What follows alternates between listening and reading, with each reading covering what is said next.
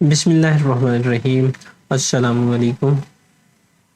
आज का हमारा टॉपिक है जी कंपाउंड्स। सबसे पहले कंपाउंड की डेफिनेशन की तरफ आते हैं जी। Compound are formed when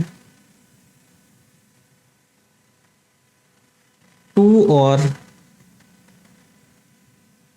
more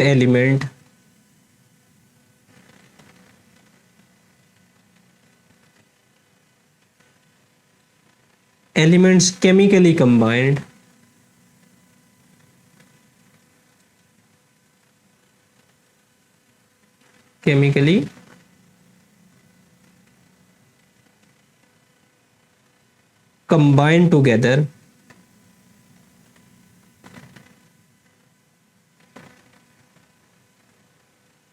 chemically combined together in a fixed ratio by mass. In a fixed ratio by mass। यानी कहने का मतलब ये है जी कि हमारे पास जो कंपाउंड बनेंगे वो केमिकल कम्बिनेशन से बनेंगे, यानी कंपाउंड आपस में केमिकली तौर पर जो है वो रिएक्ट करेंगे। और केमिकली तौर पर किस तरह से रिएक्ट करेंगे जी? बाय अ फिक्स रेशो, यानी इनके मास के दौरान जो है ये एक मखसूस निस्बत जो है वो होगी, तभी हमारे पास जो है वो कंपाउंड बनेंगे। मिसाल के तौर पर अगर मैं ये कहूँ कि कार्बन और ऑक्सीजन ये आपस में रिएक्शन करके बनाते हैं कार्बन डाइऑक्साइड CO2। अब ये हमारे पास कार्बन के एलिमेंट हैं, ये वाले जो है वो ऑक्सीजन के एलिमेंट हैं। ये आपस में केमिकली तौर पर कंबाइंड हो, और जब कोई चीज़ केमिकली तौर पर कंबाइंड होकर एक जो है वो नई चीज़ बनाती है, देन उसकी प्रॉपर्टी जो है ये इंटायरली डिफरेंट होती हैं जी उनसे जिनसे ये बनाई जाती है। यानी जो हमारे पास कार्बन डाइऑक्साइड होंगे जी, इसकी प्रॉपर्टी जो है ये इंटायरली डिफरेंट होंगी जी, इंटायरली डिफरेंट। किनसे डिफरेंट होगी जी? From the reactant, from reactant से मुकम्मल तौर पर जो है इनकी प्रॉपर्टी जो है फ्रॉम रिएक्टेंट्स। सो रिएक्टेंट से इनकी प्रॉपर्टी जो है वो इंटायरली तौर पर डिफरेंट होंगी जी। सो इस चीज को जो है वो हम कंपाउंड के टर्म में जो है वो लेकर आएंगे। यानी हमारे पास कार्बन की कुछ और खासियतें हैं, और इसी तरह से जो ऑक्सीजन है इसकी खासियतें कुछ और हैं, और जो कार्बन डाइऑक्साइड की बना इसकी खसूसियत जो है वो इन दोनों से यकसर तौर पर मुख्तलिफ है। इसी तरह से अगर हमारे पास हो जी वाटर का मॉलिक्यूल, अब वाटर के मॉलिक्यूल को अगर हम हीट करें, यानी इसको डिकम्पोज किया जाए, तो डिकम्पोज करने से ये हमारे पास हाइड्रोजन बनेगा और साथ में ऑक्सीजन गैस जो है वो बनेगी। अब इनकी प्रॉपर्टीज जो है हाइड्रोजन की और ऑक्सीजन की ये टोटली तौर पर डिफरेंट है जी, so as compare to its water. So हमारे पास जो कार्बन वाटर मॉलिक्यूल बनेगा जी, इसकी प्रॉपर्टीज जो है वो इंटायरली डिफरेंट है जी as compare to the hydrogen and oxygen. So कि जो हमने कहा जी केमिकली इनके दरमियान में कम्बिनेशन जो है वो मौजूद है। अब ये फिक्स रेशो के साथ हो रहा है। मिसाल के तौर पर अगर हम कार्बन डाइऑक्साइड की बात करें, दूसरी बात जो हमने की वो फिक्स रेशो की। अब कार्बन का एटॉमिक मास होता है जी 12 प्लस ऑक्सीजन का होता है जी 16। अब दो ऑक्सीजन के एटम है तो ये वाला हमारे पास हो गया जी 32।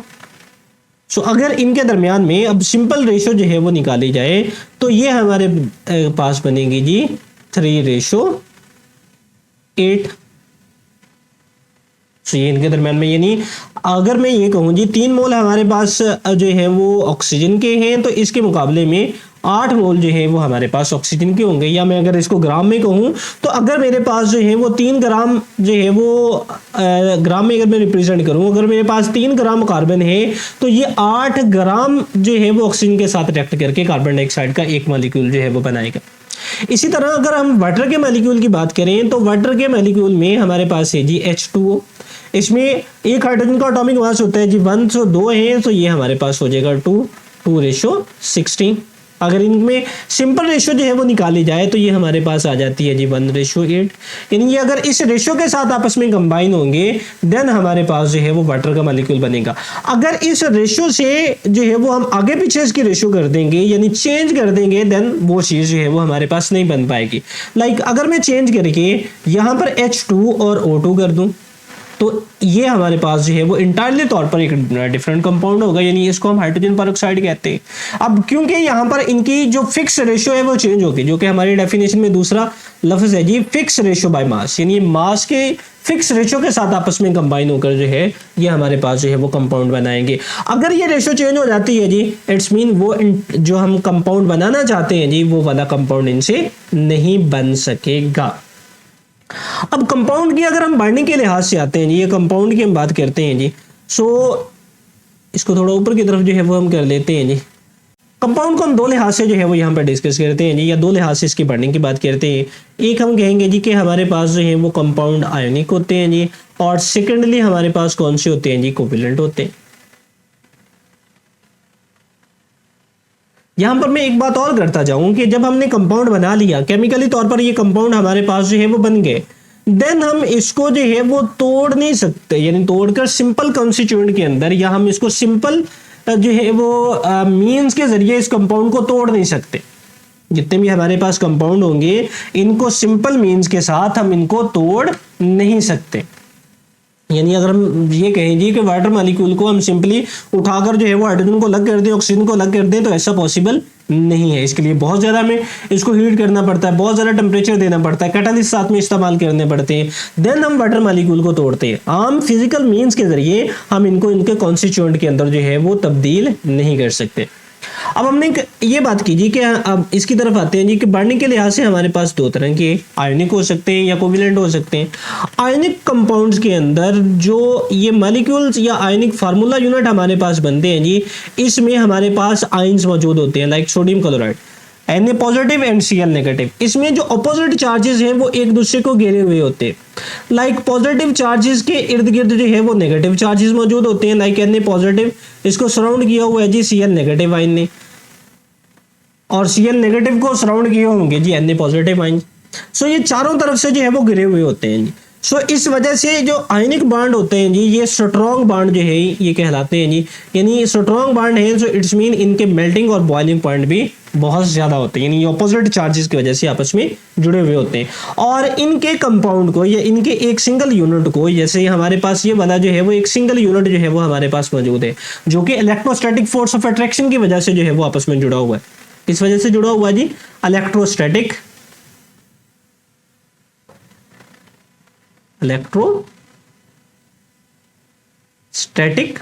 फोर्स ऑफ अट्रैक्शन की वजह से जो है ये आपस में जुड़ा हुआ है। सो ये इलेक्ट्रोस्टैटिक फोर्स ऑफ अट्रैक्शन जो है ये मजबूत फोर्स कहलाती है जी। सो इस वजह से इस वाले कंपाउंड को या इस वाले यूनिट को, इसके फार्मूला को हम फार्मूला यूनिट का नाम जो है वो देते हैं जी कि ये हमारे पास जो है वो फार्मूला यूनिट है। लेकिन अगर हम कोवेलेंट कंपाउंड की बात करते हैं तो कोवेलेंट कंपाउंड जो है ये म्यूचुअल शेयरिंग ऑफ इलेक्ट्रॉन के जरिए आपस में बनते हैं, म्यूचुअल शेयरिंग ऑफ इलेक्ट्रॉन्स के जरिए जो है वो बनते हैं। अब इनके हम जो है वो एक मॉलिक्यूल होगा जी, उसको जो है वो हम सिंपली तौर पर जो है वो मॉलिक्यूल जो है वो कह सकते हैं, या इस वाले कंपाउंड को कोवेलेंट कंपाउंड के जरिए जो हमारे पास बनते हैं इसको हम मॉलिक्यूल जो है वो कह सकते हैं। जबकि जो आयनिक कंपाउंड होंगे जी उसके सिंगल यूनिट को हम क्या कहेंगे जी? इसको हम फार्मूला यूनिट के नाम से जो है वो जानते हैं। और इसके मास को, जो कोवेलेंट होगा जी, इसके मास को हम जो है वो मॉलिक्यूलर मास कहेंगे, और जो हमारे पास जो है वो आयनिक कंपाउंड है इसके मास को जो है वो फार्मूला मास कहेंगे। अब इनसे रिलेटेड जो है ये हम कुछ एग्जाम्पल देख लेते हैं जी कि कंपाउंड हमारे पास कौन कौन से जो है वो हो सकते हैं जी। लाइक इनमें से चंद एक का हम जिक्र जो है वो कर देते हैं जी। लाइक ऊपर हमने बात की जी वाटर की H2O, ये हमारे पास जो है वो कोवेलेंट कंपाउंड है। इसके अलावा जो है लाइक हमारे पास सोडियम क्लोराइड है जी, यानी खाने का नमक, ये आयनिक कंपाउंड हमारे पास मौजूद है। इसी तरह से SiO2 सिलिकॉन डाइऑक्साइड, या सिंपली तौर पर जो है ये इसको सैंड बोला जाता है यानी रेत, ये हमारे पास जो है ये कोवेलेंट कंपाउंड है। इसी तरह से हमारे पास है जी सोडियम कार्बोनेट Na2CO3.10H2O, ये हमारे पास सोडियम कार्बोनेट है जी, या इसको वाशिंग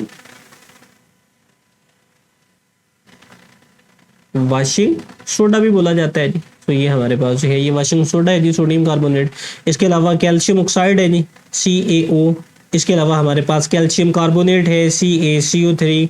इसके अलावा हमारे पास जो है वो H2SO4 है जी, यानी सल्फ्यूरिक एसिड जो है ये हमारे पास मौजूद है, सॉरी जी, यहाँ पर H2SO4 सल्फ्यूरिक एसिड है जी।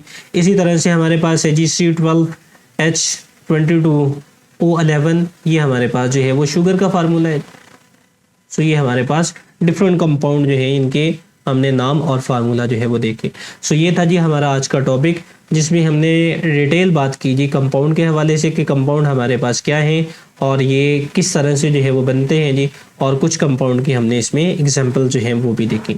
सो आज का लेक्चर जो है यहाँ पर हमारा ख़त्म होता है जी। अल्लाह हाफिज़।